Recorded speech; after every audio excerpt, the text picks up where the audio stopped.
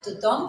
Avui, 10 d'octubre, es celebra el Dia Mundial de la Salut Mental, un dret que ens interpel·la a tots i a totes.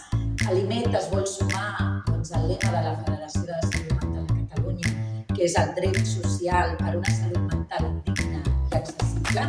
Compartim aquesta convicció que cal seguir treballant per millorar l'accés de tothom als drets socials.